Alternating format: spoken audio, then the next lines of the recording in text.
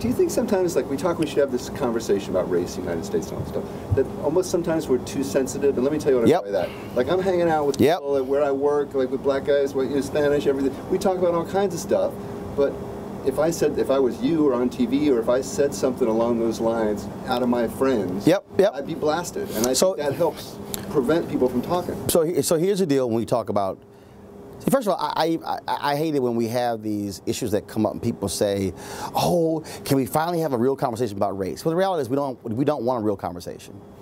Because a real conversation is raw. A real conversation is emotional. A real conversation is passionate. A real conversation is going to piss you off.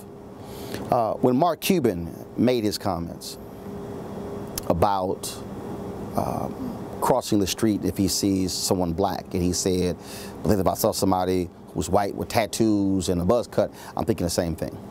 Folks start having all these different conversations. But this is exactly what I said.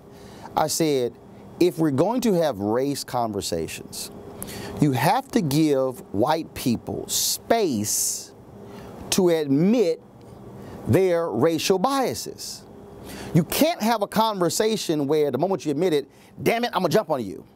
No, you literally have to sit there and give folks the space where they feel comfortable to say, you know, I feel this way. When I was at Texas A&M, I was a sophomore. It's 2 o'clock in the morning, and we were in the Commons. That's one of our dormitories. I don't know how we got to this conversation. I don't know where this white guy came from, but somehow there ended up being a conversation with me and my brother and this white guy. And as we're talking, he tells this story of when he was a kid, they were playing ball and this little black kid took his ball and went home. And he said from that point on, he's always hated black people. And I listened. I didn't get pissed off, but I said, okay. I said, so ever since then, you haven't liked black people?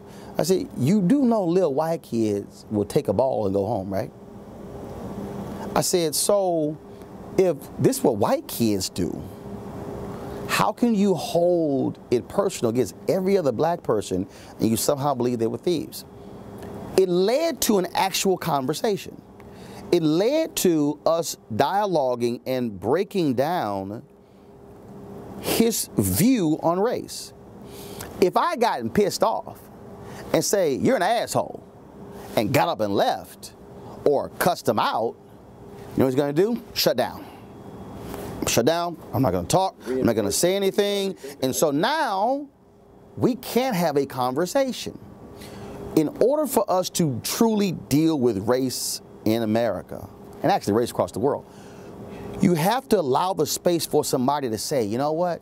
This is how I was raised. This is what my uncle said. This is what my father said. This is what my mom said. Man, you know, I had this view on affirmative action, and, you know, I lost out on this job opportunity. And then you go, okay. And then so once you begin to talk to somebody, you probably would come to the realization that, no, you actually didn't lose a job because that person was black.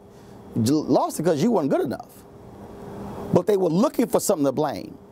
But that's a real conversation. A real conversation means we're actually talking and communicating and sharing and breaking it down. What we desire, though, and I've said this to African Americans, even on my show, we desire one-way conversations. I talk, you listen. I condemn, and you're sorrowful. That's our race conversations. We are unwilling to have the raw discussions. When President Bill Clinton had that race initiative, I knew it was a failure from the moment they announced it, because there were certain black conservatives they wouldn't let talk. I said, this is the dumbest thing in the world. You gotta let somebody with opposing view talk. If you want to have real discussions about race, you literally have to say, there will be no judging, put everything on the table, and we'll talk and we'll discuss. That doesn't happen, we don't have race conversations, we have wasted time.